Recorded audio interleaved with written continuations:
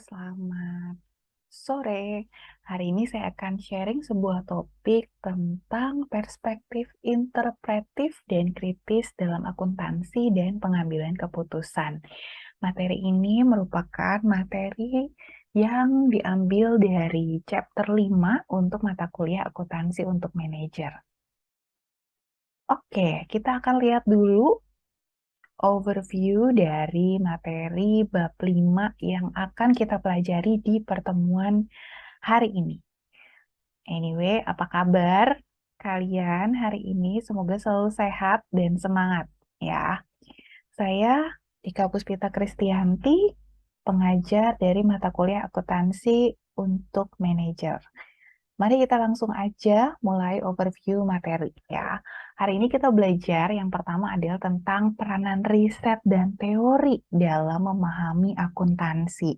Kita juga akan mau belajar tentang beberapa perspektif dalam akuntansi, antara lain adalah perspektif rasional, natural, dan terbuka.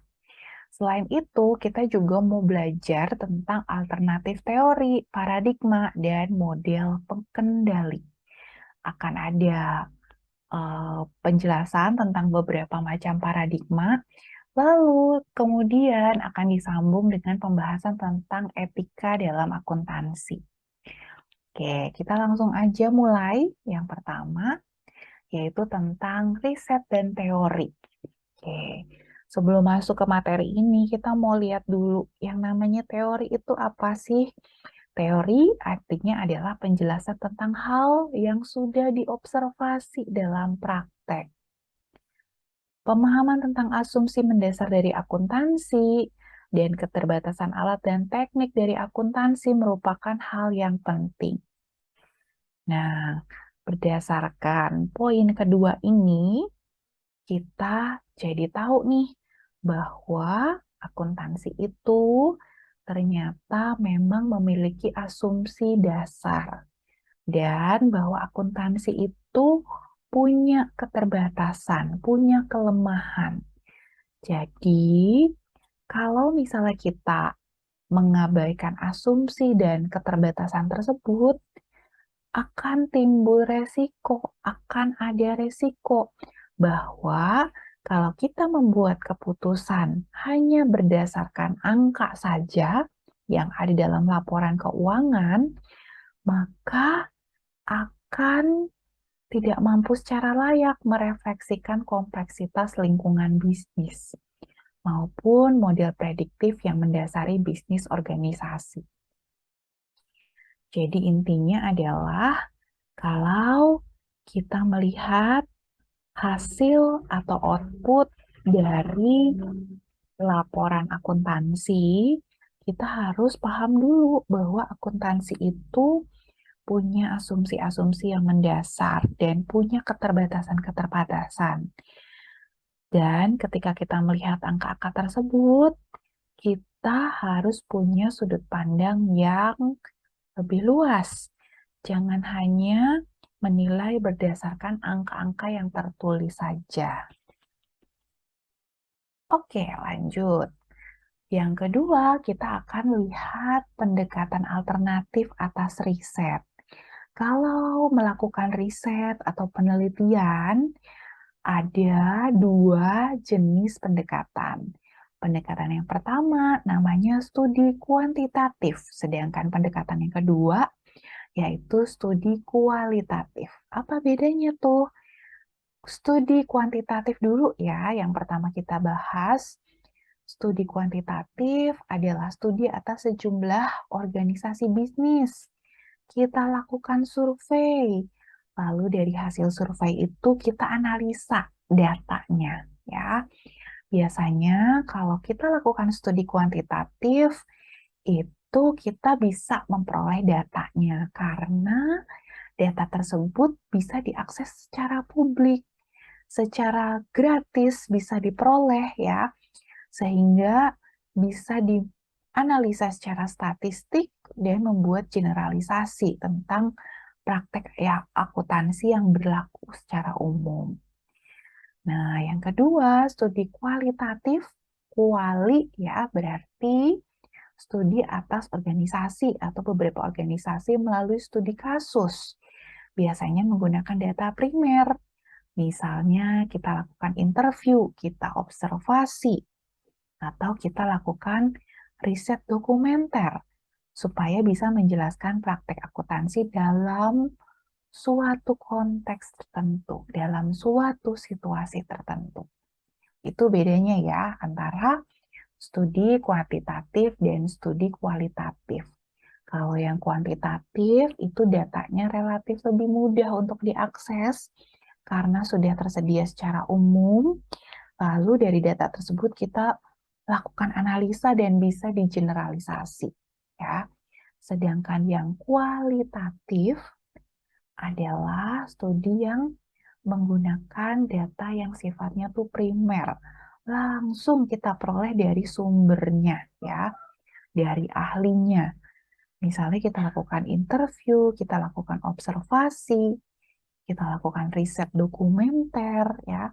Kemudian kita berdasarkan hasil tersebut bisa jelaskan praktek akuntansi dalam konteks dan situasi tertentu. Oke, terus berikutnya apa lagi nih? Slide berikutnya menjelaskan tentang pendekatan alternatif di dalam akuntansi. Yang pertama adalah pada pembelajaran konvensional menekankan pada kebutuhan profesional di bidang akuntansi. Orang-orang yang punya profesi secara spesifik di bidang akuntansi itu membutuhkan informasi tentang apa saja, membutuhkan pengetahuan atau data atau generalisir tentang apa saja, ya. Nah, yang kedua, pendekatan alternatif pada akuntansi itu digunakan sebagai bentuk aplikasi dari ilmu ekonomi dan manajemen. Yang ketiga, pendekatan alternatif pada akuntansi juga dilakukan untuk sejarah akuntansi sektor publik. Sektor publik itu apa? Sektor akuntansi sektor publik itu artinya akuntansi yang diterapkan pada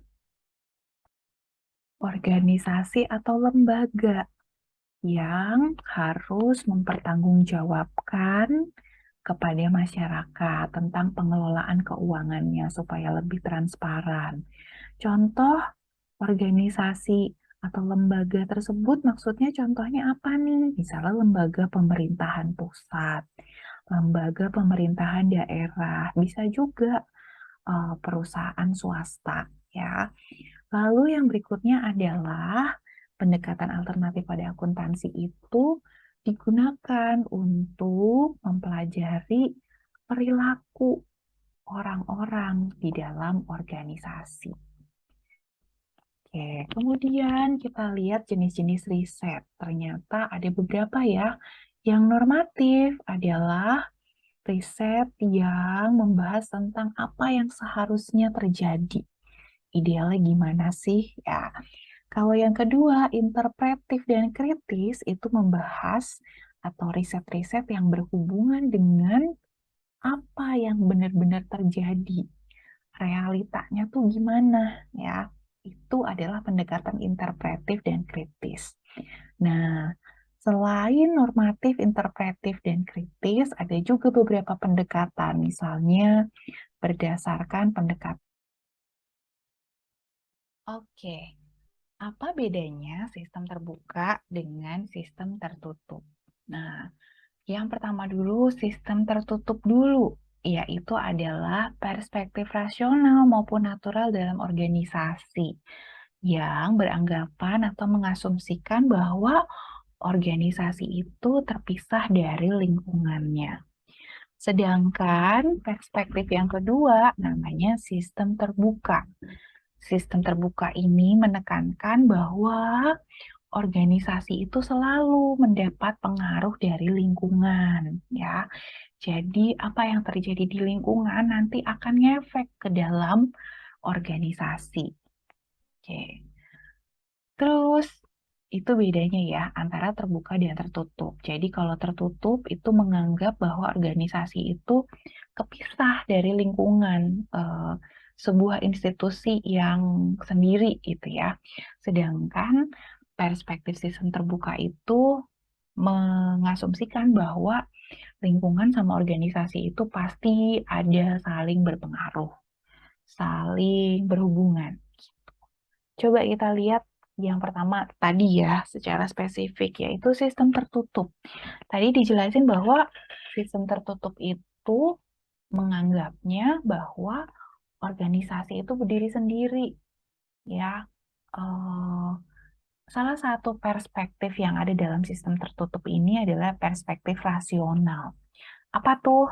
Perspektif rasional melihat bahwa organisasi itu kumpulan dari individu yang punya orientasi terhadap tujuan, dan individu tersebut akan bertindak untuk meraih tujuan tersebut melalui struktur formal, tata kelola perilaku, dan peranan anggota-anggota organisasi. Nah, kalau kita simpulkan ada 3 poin nih. Yang pertama, individu itu pasti punya tujuan, ya, punya goals yang ingin diraih. Yang kedua, kalau udah punya goals, maka mereka akan bertindak untuk meraih goals tersebut, ya. Dan yang ketiga, cara buat meraih tujuan tersebut adalah melalui struktur formal tata kelola perilaku, lewat peranan-peranan mereka dalam organisasi. Nah, salah satu, beberapa contoh teori tentang perspektif rasional ini, misalnya tentang scientific management, birokrasi, shareholder value. Oke, perspektif yang kedua masih di sistem tertutup ya, adalah perspektif natural. Apa tuh perspektif natural? Bahwa aturan dan peranan tidak secara signifikan mempengaruhi perilaku orang dalam organisasi. Kalau kita mau lebih paham tentang perilaku organisasi, maka kita juga harus memperhitungkan motivasi orang tentang kepentingan pribadinya, tentang hubungan mereka secara informal, ya. Jadi di perspektif natural ini beranggapan bahwa orang itu ketika mereka berperilaku nggak 100% nih, karena apa peranan mereka dalam organisasi. Kadang-kadang hal yang berpengaruh adalah motivasi orang tersebut. Niatnya apa sih? Ya, niat karena punya kepentingan pribadi. Dan yang kedua adalah gimana hubungan informal mereka dengan orang yang sedang dihadapi. Apakah hubungannya akrab, dekat, atau punya sentimen pribadi. Ya, itu akan menentukan bagaimana perilaku orang dalam berorganisasi. Contohnya adalah ada teori tentang human relation dan agile. Saudara bisa cek ya di browsing sendiri. Oke, sekarang pindah ke sistem yang kedua, yaitu sistem terbuka, yaitu sistem yang beranggapan bahwa antara organisasi dan lingkungan pasti akan saling berhubungan. Ada 4 teori yang dicontohkan di sini ya. Kita lihat teori yang pertama dulu, yaitu contingency teori. Apa tuh contingency teori? Nggak ada satu cara yang paling tepat dalam melakukan pengendalian manajemen atau akuntansi. Ya, kenapa? Kok nggak bisa ada cara yang paling hebat untuk mengendalikan, untuk melakukan sistem pengendalian manajemen? Karena ternyata banyak faktor yang mempengaruhi, ya. Misalnya lingkungan, teknologi, ukuran organisasi, strategi, struktur budaya organisasi. Jadi banyak faktor ya yang harus dipertimbangkan. Lalu teori yang kedua adalah tentang population ecology teori. Nah, di teori ini menyatakan bahwa lingkungan itu punya peranan yang besar dalam menyeleksi organisasi. Organisasi yang bisa bertahan adalah organisasi yang punya kesesuaian bentuk organisasi dengan karakteristik lingkungan. Kalau saudara ingat tentang dinosaurus ya, bahwa dinosaurus itu nggak bisa survive dengan lingkungan yang saat itu tuh mengalami perubahan yang drastis. Seperti itu. Terus yang ketiga adalah resource dependency theory. Teori yang menyatakan bahwa organisasi itu akan bertindak dan menyesuaikan dengan kesempatan yang ada. Yaitu caranya dengan membina hubungan dengan pihak yang punya kekuasaan, yang punya power. Lalu teori yang keempat adalah institutional teori, menekankan peranan eksternal organisasi yang memberikan internalisasi nilai dan norma. Oke, terus selanjutnya kita mau lihat sistem sibernetik dan non-sibernetik. Apakah itu? Nah, menurut tipe pengendalian manajemen ada dua klasifikasi tentang jenis nilai dan ritual, yaitu sibernetik dan non-sibernetik. Kita lihat sistem pengendalian model sibernetik itu adalah perspektif rasional yang termasuk dalam paradigma fungsional. Contoh sibernetik itu membentuk rutinitas, mendatangkan tenaga ahli, melakukan trial dan error, dan semuanya itu upaya untuk bisa melakukan pengendalian manajemen. Lalu bedanya apa dengan non-sibernetik? Ya, sistem pengendalian non-sibernetik itu contohnya adalah dengan menggunakan intuisi, dengan melakukan penilaian, dengan menginternalisasikan nilai-nilai, dan menggunakan kekuatan politis. Oke. Terus berikutnya kita pindah ke paradigma pemahaman tentang akuntansi. Ada tiga, yaitu fungsional, interpretif, dan radikal. Ya. Lalu tentang perilaku konstruksi sosial, coba kita lihat dulu ya. Bahwa individu itu berperilaku tertentu karena hal tersebut memberikan arti kepada mereka. Kalau nggak memberikan arti, maka mereka akan berperilaku dengan sewajarnya. Ya, individu membentuk arti dari sebuah situasi atau event dan berperilaku sesuai dengan arti tertentu. Lalu berikutnya adalah kita mau lihat dari sisi etika dari akuntansi. Nah, pilihan akuntansi itu adalah pilihan moral. Ada yang disebut sebagai creative accounting, yaitu upaya bagi perusahaan untuk menyajikan kinerja mereka secara lebih baik. Nah, selain itu juga ada kepedulian tentang kode etik bagi profesi akuntan, bahwa orang-orang yang bekerja sebagai akuntan dan mengurusi tentang bidang akuntansi itu punya kode etik ya. Yang pertama adalah integritas, objektivitas, kompetensi profesional, kehati-hatian, confidentiality atau kerahasiaan, dan perilaku profesional. Orang yang jadi akuntan harus punya prinsip-prinsip ini. Nah, dalam dunia nyata, profesi akuntan itu juga menghadapi berbagai ancaman. Misalnya ancaman tentang kepentingan pribadi, tentang self-review, ancaman tentang advokasi, familiarity, dan intimidasi. Oke, itu materi yang ingin saya sampaikan pada pertemuan hari ini. Semoga saudara bisa mendapatkan manfaat dari apa yang telah saya sampaikan. Oh iya, saya juga memberikan tugas untuk pertemuan hari ini tentang creative accounting. Silakan saudara baca untuk soalnya dan silakan dipakai sebagai bahan diskusi. Sampai ketemu di video lanjutan berikutnya dalam seri akuntansi untuk para manajer. Sampai jumpa. Bye.